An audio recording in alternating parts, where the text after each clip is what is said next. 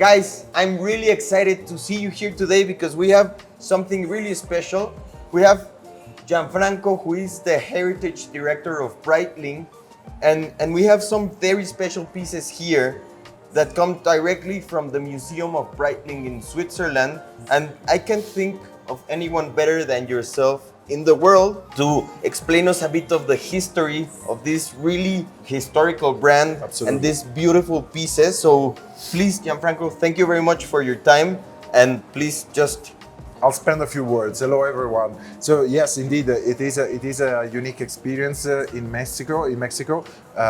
We are bringing the traveling exhibition, which at the moment is really touring the world, because we are touching 25 countries and 55 cities in a little bit more than 6 months. And in Mexico, we will have 2 destinations. So at the moment, the exhibition is indeed at the Mazarik Boutique in Mexico City, and then it will move to Guadalajara for another 2 weeks of enhanced experience for the Mexican public and customers.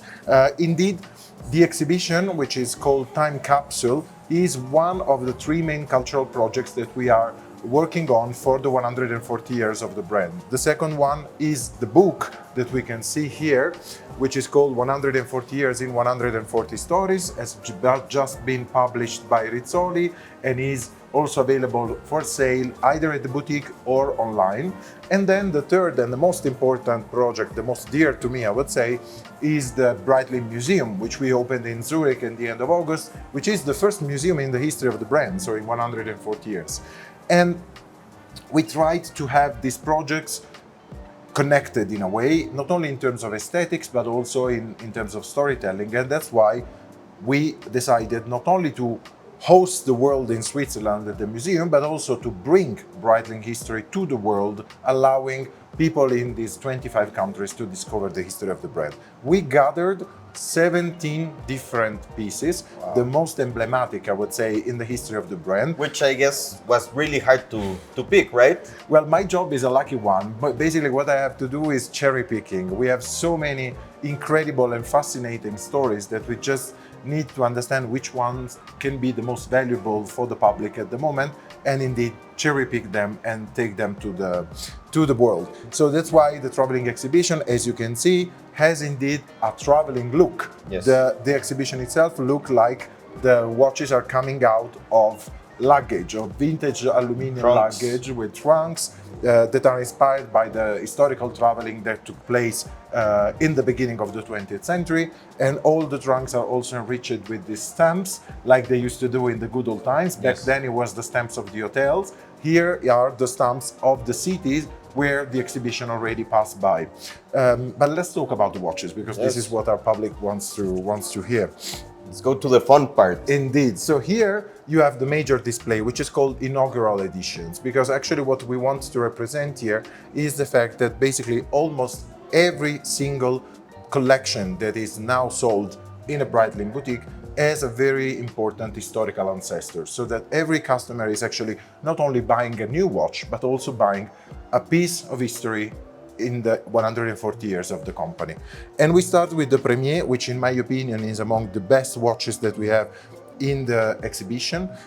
It's a beautiful gold model, which the very refined dial and the hands that are not bleuete, as they say, so not tempered in color blue, but in this case they're tempered in color purple, which made Wow. them even more, in a way, exotic and Unique. refined. Yes. The watch is a true masterpiece, and you will have the opportunity to have a look at it closer. It's also complemented by a beautiful gold mesh bracelet, which basically works perfect with it. And then we have the icon par excellence, the Navitimer, launched in 1952. The Premier debuted in 1943, right after the end of the Second World War, and it was the first watch that actually coupled the excellence, the technical excellence of that Breitling achieved by cooperating with military teams during the war with a new aesthetics and a new style to match the optimism of after the war for the people that really wanted now to get back to luxury, and so have a very reliable and qualitative watch encapsulated in a beautiful shape. Then we said the Navitimer, 1952, the icon of the brand, most likely the most well-known watch in the history of the brand, the watch for pilots, the watch that made Breitling the aviation watchmaker, a watch which is very significant because it is not only a chronograph, but also but also a flight computer, basically. The chronograph is coupled with a slide rule encapsulating a flight computer, which allows up to 18 different flight calculations. So it was basically an indispensable help for pilots in order to be used during the intercontinental flights, which were becoming quite a thing in the 50s. One could say that this was the first smartwatch in Yeah, history, right? actually, the first smartwatch in history is its ancestor, the Chronomat, patented in 1940, that we will see in a little later, bit. yes. But the Navitimer is indeed an evolution of the Chronomat, so it stays in the family. And then we move to the Super Ocean, 1957, which is a very interesting piece because it actually shows that Breitling has not only been working in aviation, even though the brand is famous for its aviation watches, but with this watch in particular, Breitling established the famous three territories of air, land and sea in the 50s that then became something also in the contemporary product range. It has a very particular shape, a concave bezel, because back then the studies, we're talking about the first dive watches, the studies demonstrated that a concave bezel would better distribute the pressure of the water and so basically avoid the glass to break. And some very interesting Art Nouveau indicators on the dial, which make this watch incredibly elegant and unique if you think that it's a diver's watch. Yes. But what is most important with the Super Ocean, not with the version that we see here, the 3 ends, but with the Chronograph version that debuted at the very same model, is that it's basically the first diving chronograph in history of watchmaking, and most likely is also the very first panda dial in the history of watchmaking, because back then Willy Breitling thought that the divers would need to have the best readability to check the minutes that they still had of oxygen, and so he thought to have the subcounters in white against a white dial, and that's how basically the panda dial that then became so famous in the 60s was born. It's amazing to see how the models evolve through time, but maybe people see right now the diver and they see, oh, that bezel looks good, right? But it's amazing to see that it was an innovation. Indeed. You know, it has a use to help the pressure, which is basically what a dive watch needs, you know, to do. Yes. That's what I always say during my speeches. At Breitling, form always follows function. There is always a technical reason behind an aesthetical choice, which makes this aesthetical choice even more interesting and fascinating for the buyer. And so that's how we evolve, for example, to the Super Ocean Slow Motion, which is the father behind, I would say, the inspiration behind the current Super Ocean range. Why this watch is called slow motion? Because basically the central hand that you can see of the chronograph does not measure seconds like in every other chronograph, but it actually measures minutes. So this means that it makes a full revolution of the dial in 1 hour and not in 1 minute, as it usually happens with the other chronographs. Hence the name slow motion.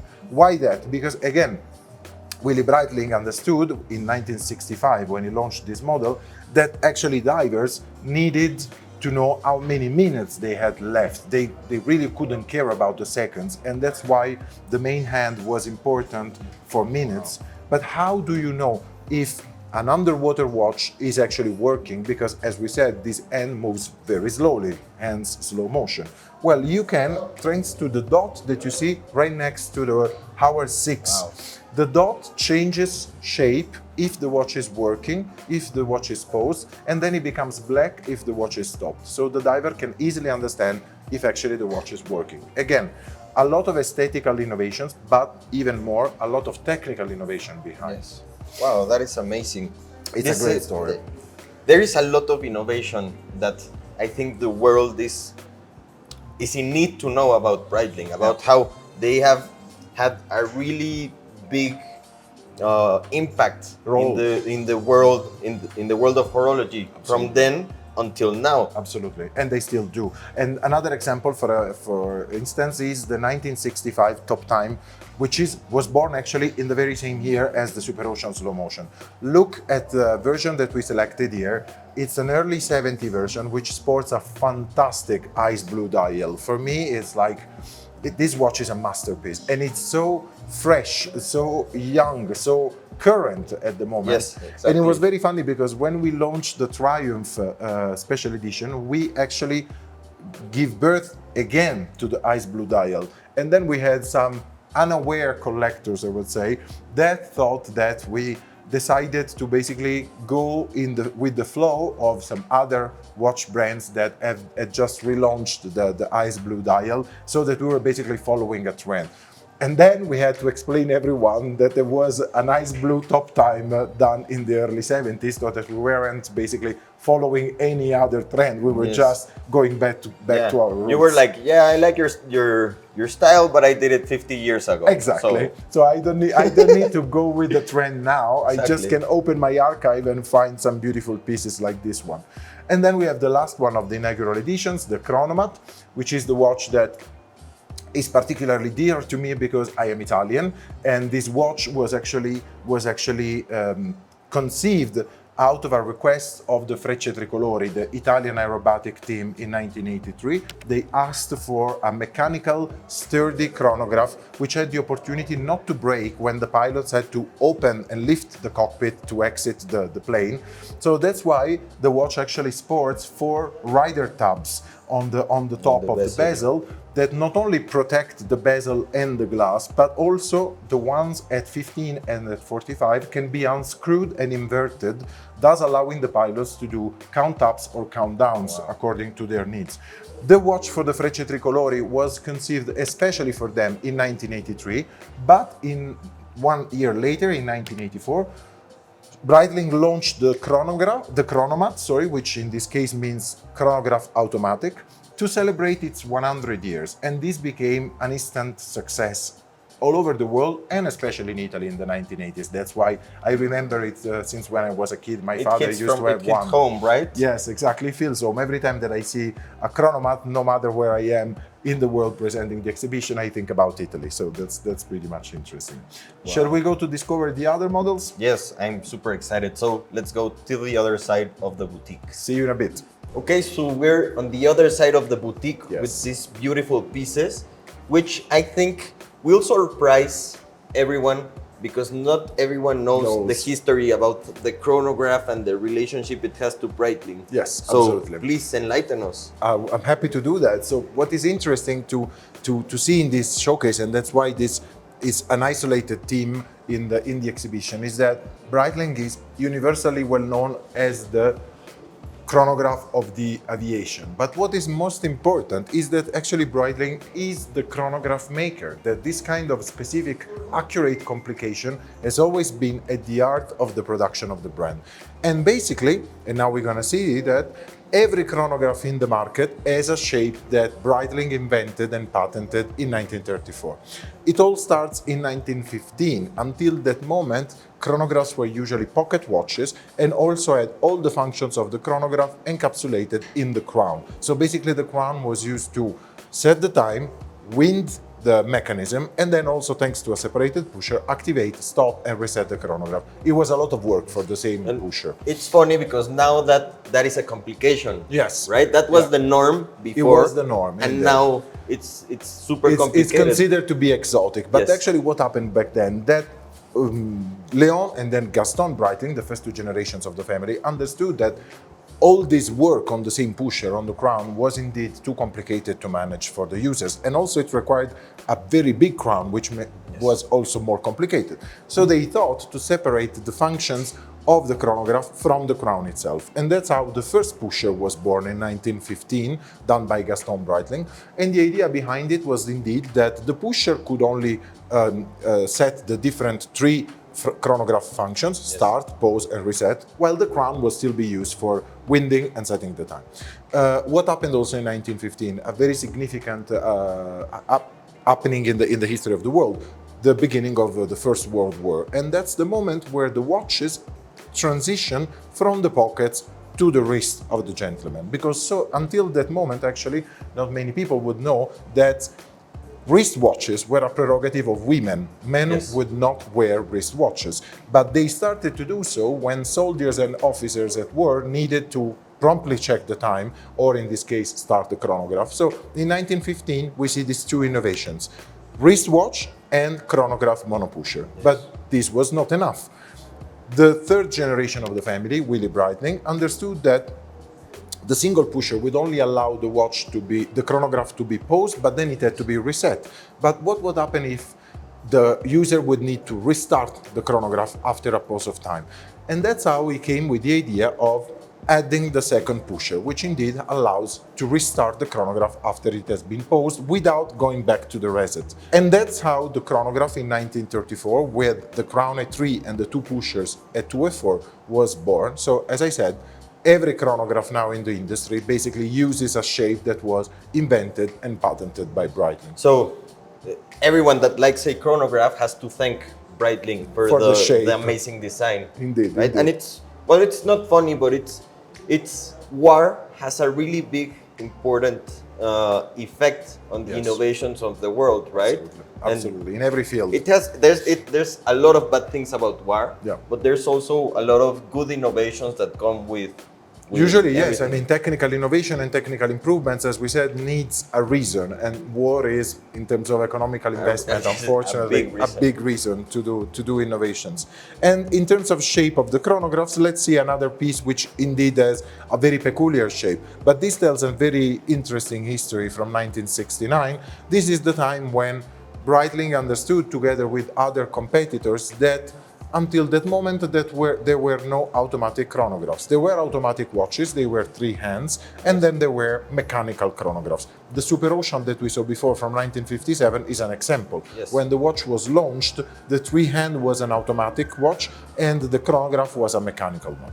And so that's why Breitling decided to team up with some competitors in order to produce a joint movement, putting together the forces of all the technicians, that would actually allow to have an automatic chronograph. And that's how the so-called Project 99 was born, which gave birth to the Caliber 11, which then became the Caliber 20.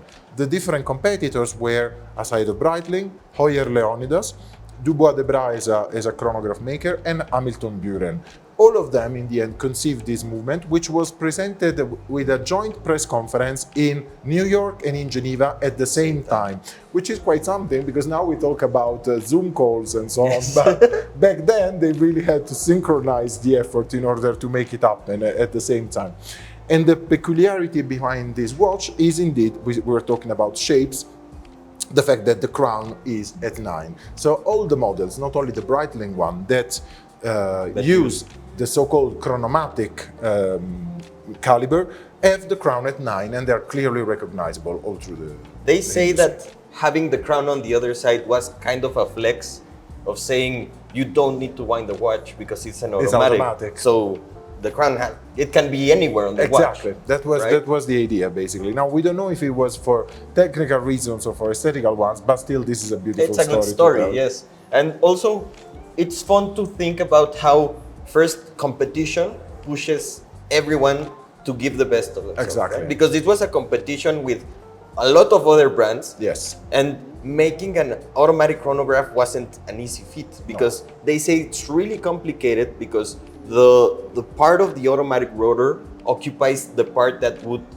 be the chronograph, right? So there was a competition, and also it's funny because there was competition on this side, but on the other side there was help between a lot of brands. Exactly. Teamwork. That united to make better and compete with basically the whole world. Yes. To create this beauty, which is... And this, I think, it's the big history, is the idea of teaming up with your competitors that can become your partners if there's a greater goal to achieve, which is definitely the case. And then I'm personally in love with the chronomatic, because this kind of late 60s, early 70s aesthetics is incredibly current. As I always say, this watch could have been launched yesterday and it would still be super actual and it would be a bestseller. Absolutely. I love the hands, I love the subdial of the minute counter with this kind of red stripe is beautiful. It's just beautiful, and that's why I think everyone loves it when they see it, Yes. even if it has more than 50 years. Yes. Time to go to the other showcase. Let's go. We teletransported to the other side of the boutique, which is a huge boutique, by Yes. the way, a beautiful, beautiful boutique. Thank you. Which I I will agree. show some video because it's amazing. It really gives you the vibe of Breitling. Exactly. Like, I It's really not the feel at Breitling home way. here.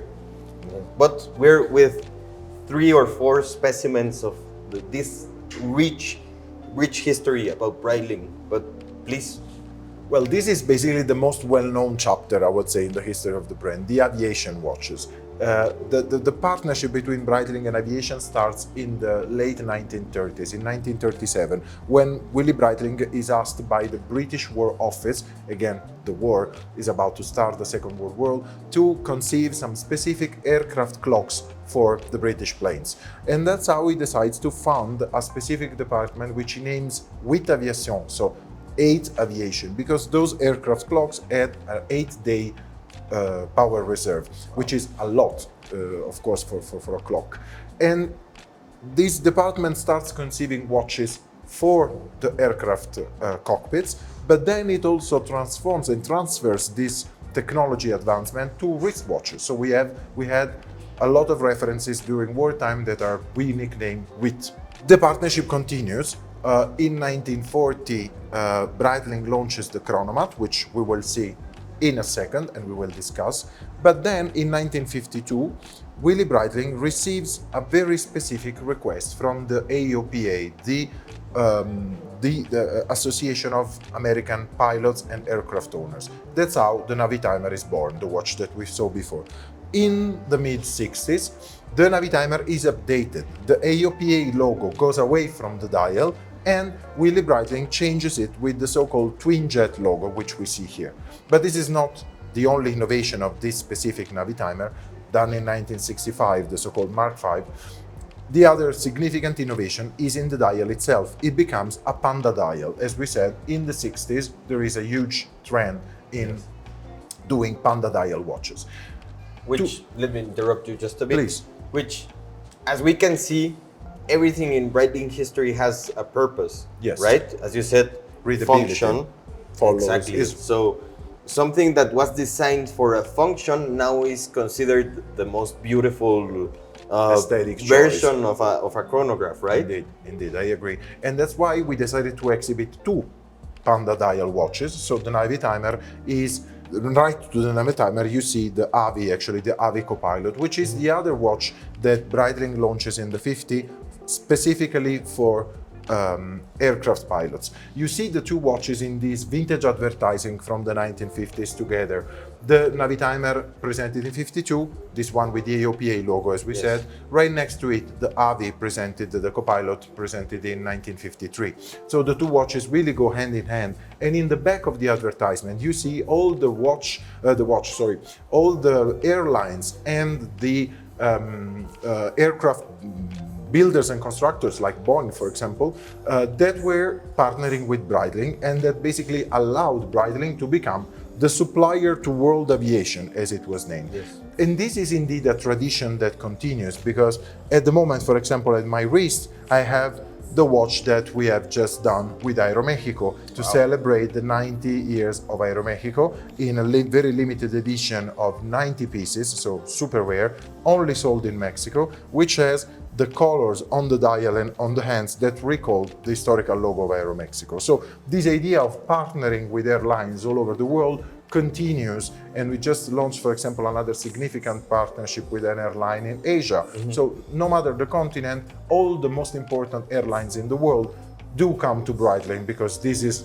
how things have been going for the last 70 years. And you have a big history with planes, right? As you said, you did the clocks for the airplanes a long time ago. Yes, yes. So it's a really long-standing story Absolutely. that just keeps continuing. Absolutely. Right? So that's why we have the Navitimer and the Avi Copilot together, and then they are. Then we present maybe the most glorious story in the history of the brand, which is the one represented by the 1962 Cosmonaut, the watch that, thanks to Scott Carpenter, the American astronaut who was the second American to go to space, became the first Swiss wristwatch to go to space.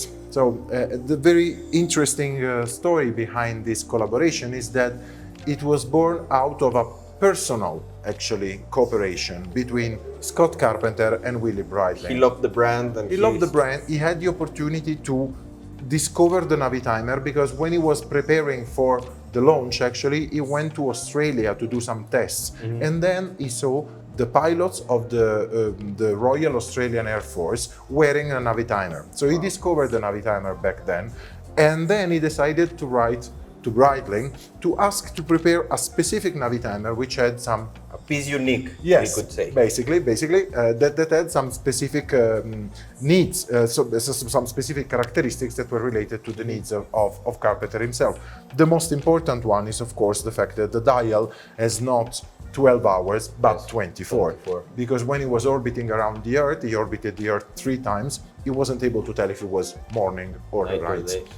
And I've read that the clocks in the spaceship had the same layout, right? Yes, they weren't done by us, but they had the same layout. And also, this one, the Cosmonaut versus a regular Navitimer, has a bigger case and an easier bezel to manipulate because, of course, he was wearing space gloves, so he needed to have more easiness.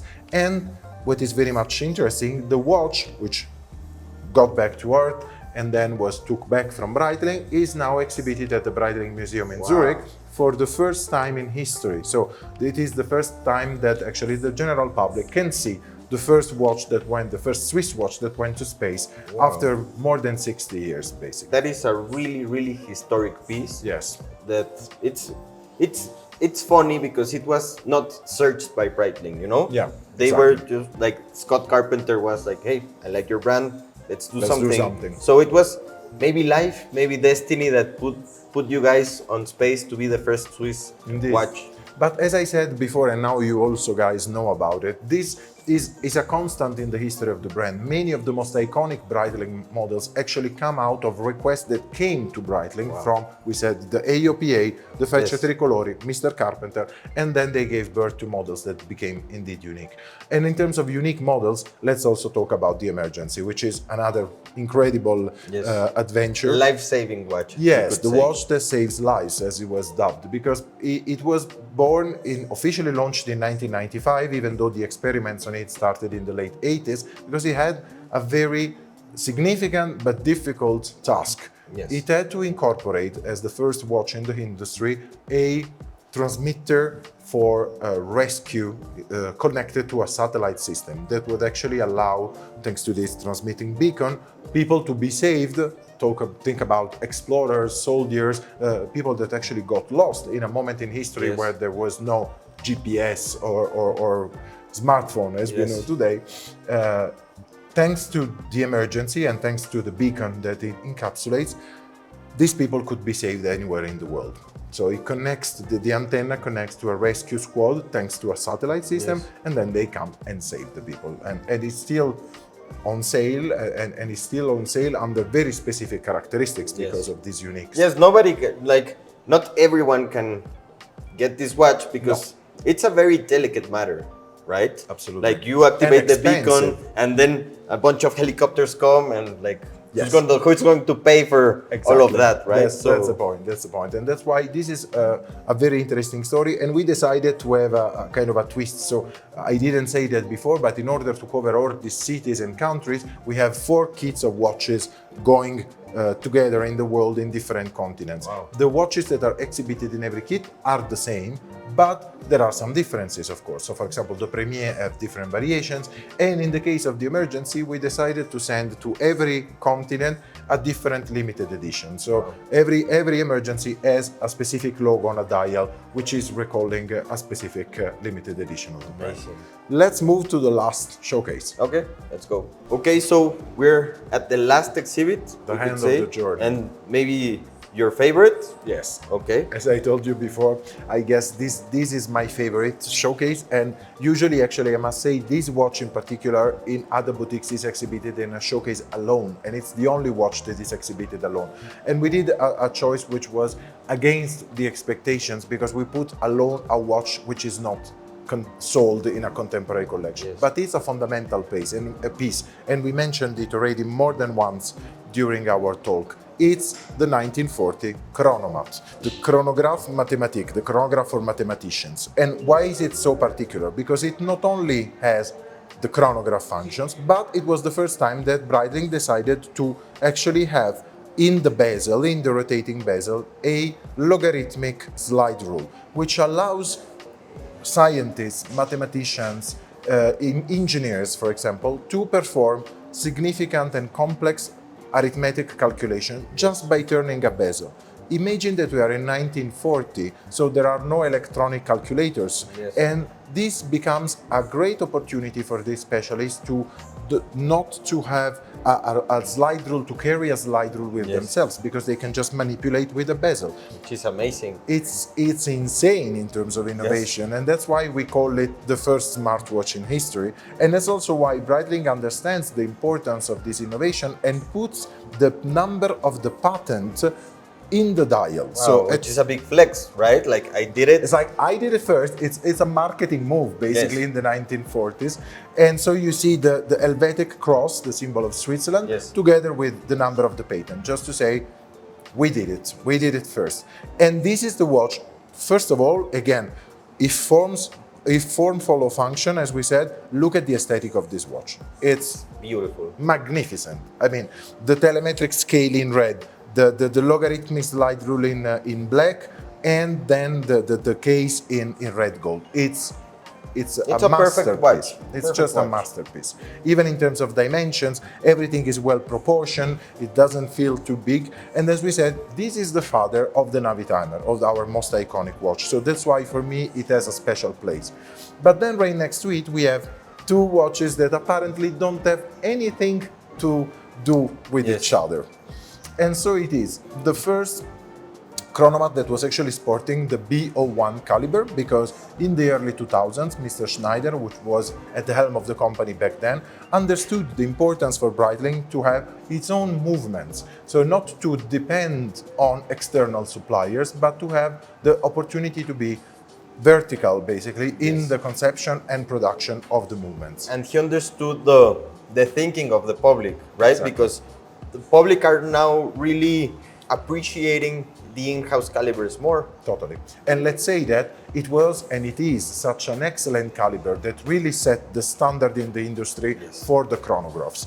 And what is interesting is that this watch in particular has the lines, I would say, that people tend to associate with Breitling yes. the most. So strong big, watches, big, shiny yes. big dimensions, big numbers on the bezel, over dimensioned cases. This is the Breitling that usually people yes. think of. Yes, yes. And that's why I decided to couple this watch with a beautiful ladies' watch done in the 1940s in white, gold, and diamonds. Why? Because people that tend to think at Breitling as this kind of watchmaker, yes. because of a specific phase in our history, tend to forget or simply do not know that actually Breitling has been much more than that. Yes. And that's an example. For example, we have been doing watches for women since the 1930s, and they were a super important part of our catalogs even in the 50s. So that's why the two watches are together. And why that? Because what I wanted to say to the people is that basically when they now see that we do watches with diamonds or with gold, or we partner with fashion brands, for example, to do watches, well, we're not, again, just following a recent trend. Yes. We are just reconnecting with things that we have been doing for decades. And so we're going back to the roots. And that was for us the main message to deliver within this exhibition. The idea that heritage is not something that you can invent. Is it something that you have to earn through decades of excellence? And that's what we have basically done for the last 140 years. I agree.